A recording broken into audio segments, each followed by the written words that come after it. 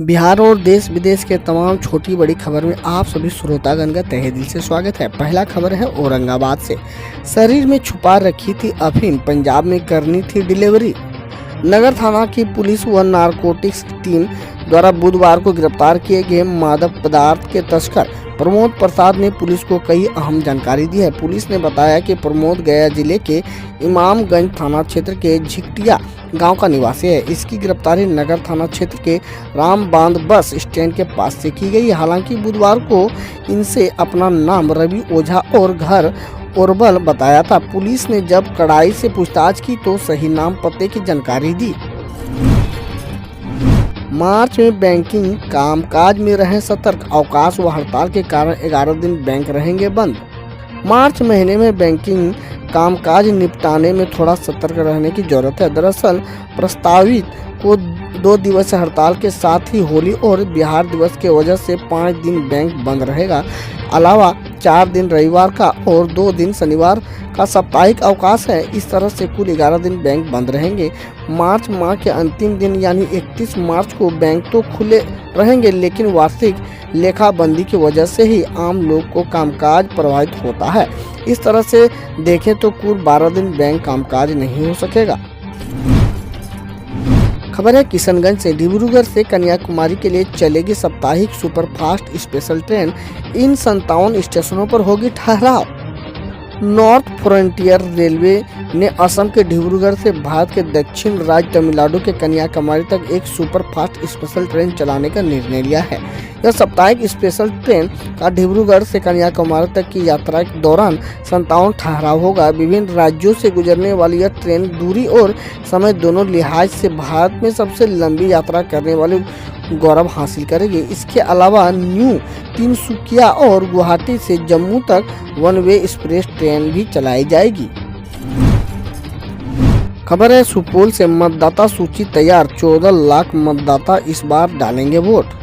अप्रैल मई माह में होने वाले संभावित पंचायत चुनाव को लेकर जिले में मतदाता सूची की तैयारी कर ली गई है। त्रिस्तरीय पंचायती राज व्यवस्था के तहत जिले के जिन 181 पंचायतों में निर्वाचन का कार्य किया जाएगा। बिहार विधानसभा में बीजेपी विधायक श्रेयसी सिंह ने उठाया धान खरीद में गड़बड़ी का मामला। कृषि मंत्री बोले सरकार जांच करेगी। बिहार विधानसभा बजट सत्र पहले से ही सदन में किसानों के मुद्दे और धान खरीद मामले छाया हुआ है। गुरुवार को सत्र के 5वें दिन भाजपा विधायक श्रेयसी सिंह ने धान खरीद में गड़बड़ी का मुद्दा उठाया। उनके सवालों पर कृषि मंत्री अमरेंद्र प्रताप सिंह ने कहा कि राज्य सरकार इसकी जांच करेगी। अब सरकारी या गैर मजरूआ जमीन पर किया निर्माण तो खैर नहीं, बिहार सरकार ने जारी किया आदेश। बिहार में गैर मजरूआ जमीन पर अगर कोई किसी तरह का निर्माण करता है तो खैर नहीं, अगर पहले से ऐसी जमीन पर निर्माण हो रहा है तो इस पर तत्काल रोक लगेगी। मुजफ्फरपुर जिले के एक मामले में बिहार सरकार के राजस्व व भूमि सुधार विभाग के निदेशक सह अपर सचिव ने इस संबंध में आदेश पत्र लिखा है। भागलपुर में खुलेगा निगरानी थाना, भ्रष्टों को पकड़वाने की प्राथमिकी। जानिए थाना से जुड़ेंगे कौन कौन से जिले। भ्रष्ट सरकारी अधिकारियों व कर्मचारी द्वारा अवैध रूप से अर्जित संपत्ति, रिश्वतखोरी या सरकारी योजनाओं में भ्रष्टाचार संबंधी प्राथमिकी भागलपुर व मुजफ्फरपुर में भी दर्ज की जा सकेगी। अब खबर देश विदेश और देश की विभिन्न योजनाओं एवं खेलों से। विदेश से आए 49 तबलीगी जमातियों ने कबूल किया जुर्म, अदालत ने सुनाई सजा। तबलीगी जमात के 49 विदेशी नागरिकों ने अपना जुर्म कबूल कर लिया है। सीजेएम सुशील कुमार की अदालत में हुई सुनवाई के बाद इन्हें सजा सुनाई गई है। अदालत ने जेल में बिताई गई अवधि के कारावास व 1500 रुपये का दंड से दंडित किया गया है। सीजेएम ने अपने आदेश में कहा कि कोविड-19 महामारी की असामान्य परिस्थितियों में अभियुक्तों ने उस समय अपराध किया जब समाज में अविश्वास व डर का माहौल था। इसलिए सभी विदेशी अभियुक्तों को लगाए गए आरोपों में उनकी जुर्म स्वीकृति के आधार पर दंडित किया जाता है।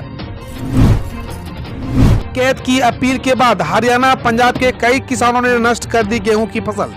हरियाणा में कुछ दिन पहले हुई महापंचायत में किसान नेता राकेश टिकैत ने किसानों से एक फसल की कुर्बानी देने के लिए तैयार रहने को कहा है।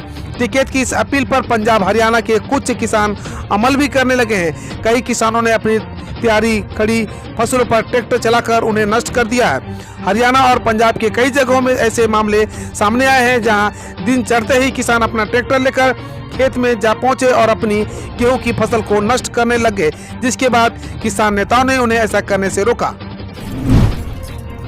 पेट्रोल डीजल के दाम हो सकते हैं आधे, मोदी सरकार कर रही है विचार। केंद्र सरकार पेट्रोल डीजल की कीमतें कम करने पर विचार कर रही है। अगर पेट्रोलियम मंत्री धर्मेंद्र प्रधान के सुझाव पर अगर जीएसटी परिषद अमल करती है तो देश में पेट्रोल डीजल की कीमतें आधी हो जाएगी। 2 दिन पहले उन्होंने कहा था कि उनका मंत्रालय जीएसटी परिषद से पेट्रोलियम उत्पादों को अपने दायरे में शामिल करने का लगातार अनुरोध कर रहा है, क्योंकि इससे लोगों का फायदा होगा। वित्त मंत्री निर्मला सीतारमण ने भी कुछ ऐसे ही संकेत दे चुकी हैं। सुप्रीम कोर्ट का बड़ा फैसला, हिंदू महिला पिता के परिवार को दे सकती है अपनी संपत्ति। सुप्रीम कोर्ट ने एक महत्वपूर्ण फैसले में व्यवस्था दी है कि हिंदू महिला के पिता की ओर से आए लोगों को उसकी संपत्ति में उत्तराधिकारी माना जा सकता है। ऐसे परिजनों को परिवार से बाहर का व्यक्ति नहीं माना जा सकता। हिंदू उत्तराधिकार कानून की धारा 15.1 डी के दायरे में आएंगे और संपत्ति के उत्तराधिकारी होंगे। मध्य प्रदेश में कदम रखते ही गिरफ्तार हो जाएंगे राकेश टिकैत। किसान यूनियन की अगुवाई कर रहे भारतीय किसान यूनियन के मुखिया राकेश टिकैत मध्य प्रदेश जाने की तैयारी में है, लेकिन मध्य प्रदेश पुलिस ने उन्हें सलाखों के पीछे भेजने की रणनीति बना ली है। मध्य प्रदेश की पुलिस टिकैत की राज्य में एंट्री होते ही उन्हें गिरफ्तार करेंगी। जानकारी के मुताबिक किसान नेता राकेश टिकैत 8 मार्च को केंद्र के 3 कृषि कानूनों के खिलाफ मध्य प्रदेश में किसान रैली करने वाले हैं, लेकिन इससे पहले ही अनूपपुर पुलिस ने उनके खिलाफ अरेस्ट वारंट जारी कर दिया है और उनकी गिरफ्तारी की तैयारी की है। इससे भी बड़ी बात यह है कि इस सारे मामले का किसान आंदोलन से कोई लेना देना नहीं है। दरअसल 2016 को मध्य प्रदेश की एक कोर्ट ने राकेश टिकैत के खिलाफ अरेस्ट वारंट जारी किया था। फेसबुक, ट्विटर हो या नेटफ्लिक्स, अमेजन, सबके लिए बन गए सख्त नियम। नेटफ्लिक्स, अमेजन जैसे ओटीटी प्लेटफॉर्म, फेसबुक, ट्विटर जैसे सोशल मीडिया प्लेटफॉर्म के लिए अब भारत सरकार ने गाइडलाइंस जारी कर दी है। केंद्रीय मंत्री रविशंकर प्रसाद, प्रकाश जावड़ेकर ने प्रेस कॉन्फ्रेंस में इनकी जानकारी दी है। नई गाइडलाइंस के मुताबिक सोशल मीडिया प्लेटफॉर्म को किसी भी आपत्तिजनक कंटेंट की शिकायत होने पर उसे हटाना होगा। साथ ही डिजिटल मीडिया को इलेक्ट्रॉनिक मीडिया की तरह की सेल्फ रेगुलेशन करना होगा। सोना हुआ और सस्ता, चांदी 70,000 के पार, जाने सराफा बाजार का ताजा भाव। लगातार दूसरे दिन सराफा बाजार में सोने चांदी की भाव में बड़ा बदलाव देखने को मिला। कल यानी गुरुवार को सोना जहां सस्ता हुआ, वहीं चांदी ने बड़ी छलांग लगाई है। बुधवार के मुकाबले कल 24 कैरेट से लेकर 14 कैरेट तक के सोने के दाम में गिरावट देखने को मिल रही है। कल 24 कैरेट गोल्ड का भाव 201 रुपये गिरकर 46,637 रुपये प्रति 10 ग्राम पर खुला। वहीं चांदी 953 रुपये महंगी होकर 70,179 रुपये प्रति किलो की दर से खुली। बता दें, Indian Boolean and jewellers association द्वारा जारी इस रेट और आपके शहर के भाव में 500 से 1,000 रुपये का अंतर आ सकता है। उत्तर भारत में अब लगातार गर्म होगा मौसम, सुबह शाम की ठंड भी होगी कम। उत्तर भारत में गर्मी का आगाज हो चुका है। अब गर्म कपड़ों को रखकर पंखे चलाने की तैयारी आप शुरू कर सकते हैं। रिपोर्ट की माने तो आगे मौसम लगातार गर्म होता जाएगा। उत्तर भारत में अब सुबह शाम की ठंड भी कम होने लगी है। राजधानी दिल्ली में धीरे धीरे तापमान चढ़ रहा है। 24 फरवरी 2021 की राजधानी दिल्ली में सबसे गर्म दर्ज किया गया। मौसम विभाग का अगले 7 दिनों का पूर्वानुमान बताया कि 25 फरवरी से 27 फरवरी के बीच अधिकतम तापमान 32 डिग्री सेल्सियस तक रहेगा। इसके बाद भी गर्मी मौसम में खास बदलाव नहीं होगा। तापमान में महज 1 डिग्री की गिरावट देखने को मिल सकती है। संयुक्त राष्ट्र में भारत ने पाकिस्तान की काली करतूतों का चिट्टा खोला, आतंकवाद पर लगाई कड़ी फटकार। भारत ने संयुक्त राष्ट्र मानवाधिकार परिषद में बुधवार को जम्मू कश्मीर के मानवाधिकार की स्थिति पर पाकिस्तान द्वारा की गई आलोचना को खारिज कर दिया है। भारत ने आतंकवाद के मसले पर पाकिस्तान को कड़ी फटकार लगाते हुए उसके देश में हो रही काली करतूतों का चिट्ठा खोल दिया है। भारत ने इस्लामाबाद में दो टूक कहा कि उसे सरकार प्रायोजित आतंकवाद को खत्म करने के लिए विश्वसनीय कार्रवाई पर ध्यान देना चाहिए। पाकिस्तानी मानवाधिकार मंत्री शिरीन मजारी द्वारा जिनेवा में संयुक्त राष्ट्र संघ के अपने संबोधन में आलोचना करने पर नई दिल्ली ने पाकिस्तान को दुनिया के सबसे खराब मानवाधिकारों में से एक देश के रूप में बताया, जहां अल्पसंख्यकों के साथ बिना रुके हुए भेदभाव और उत्पीड़न जारी है। एक निर्वाचित पीएम को एक निर्वाचित सीएम अशब्द कहे यह उचित नहीं है। विधानसभा चुनाव की घोषणा से पहले बंगाल में शब्दों की मर्यादा टूटने लगी है। हर 5 वर्ष में चुनाव होता है, एक पार्टी हारती है तो दूसरी पार्टी जीतती है। किसी एक दल की सरकार लोकतंत्र में चिरस्थायी नहीं होती है, जिसका सबसे बड़ा उदाहरण 34 वर्षों के वामपंथी शासन का बंगाल में अंत हुआ। इसके बावजूद चुनावी रण में नेता शब्दों की मर्यादा तोड़ने लगे हैं तो उसे क्या कहा जाएगा। बंगाल की मुख्यमंत्री ममता बनर्जी ने बुधवार को हुगली जिले के डनलप में जनसभा को संबोधित करते हुए सभी मर्यादा को तोड़ दिया और देश के प्रधानमंत्री नरेंद्र मोदी तथा गृह मंत्री अमित शाह को गुंडा तक कर दिया। सपा के हंगामे पर बोले सीएम योगी, ज्यादा गर्मी न दिखाएं, सबका पेट दर्द दूर कर दूंगा। उत्तर प्रदेश के मुख्यमंत्री योगी आदित्यनाथ के तेवर समाजवादी पार्टी पर तल्ख होते जा रहे हैं। विधान परिषद में मुख्यमंत्री के भाषण के दौरान सपा के एमएलसी नाराज हुए और कई शब्दों पर आपत्ति जताई। इस पर सीएम योगी ने कहा कि सपा के लोग ज्यादा गर्मी न दिखाएं, जो जिस भाषा को समझता है उसे उसी भाषा में समझाया जाता है। सीएम योगी आदित्यनाथ ने कहा कि सदन में पहले अपना आचरण सुधारें, सुनने की आदत डालें, सभा के लोग सबके पेट का दर्द दूर कर दूंगा। दरअसल सीएम योगी आदित्यनाथ गुरुवार को विधान परिषद में राज्यपाल के अभिभाषण के धन्यवाद प्रस्ताव पर बोल रहे थे। इसी दौरान सीएम योगी ने किसानों पर मसला उठाया, जिस पर सपा के सदस्य हंगामा करने लगे। आरएसएस प्रमुख मोहन भागवत ने किया अखंड भारत का समर्थन, बोले भारत से अलग हुए पाकिस्तान जैसे देश संकट में है। खबर हैदराबाद से है। राष्ट्रीय स्वयंसेवक संघ के प्रमुख मोहन भागवत ने अखंड भारत की आवश्यकता पर जोर देते हुए गुरुवार को कहा कि भारत से अलग हुए पाकिस्तान जैसे देश अब संकट में है। अखंड भारत ताकत नहीं बल्कि हिंदू धर्म के जरिए संभव है।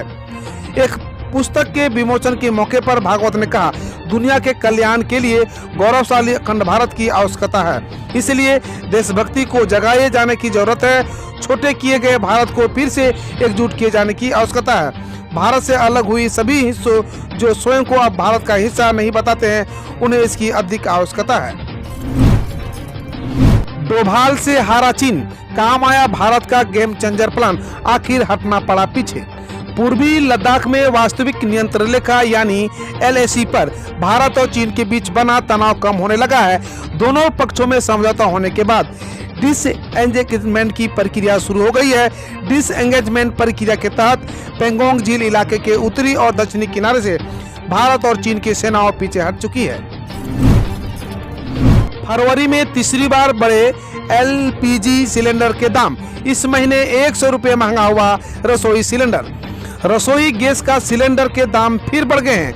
IOC ने फरवरी में 14.2 किलो वाले रसोई गैस सिलेंडर के दाम फरवरी में तीसरी बार बढ़ाए हैं। इसके पहले 4 फरवरी और 14 फरवरी को दाम बढ़ाए गए थे।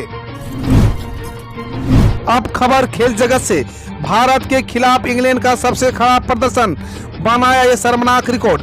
अहमदाबाद के नरेंद्र मोदी स्टेडियम में भारत के खिलाफ टेस्ट सीरीज के तीसरे मैच में इंग्लैंड की पूरी टीम दूसरी पारी में मात्र 81 रनों पर ऑल आउट हो गई। भारत के खिलाफ इंग्लैंड का यह सबसे कम स्कोर है।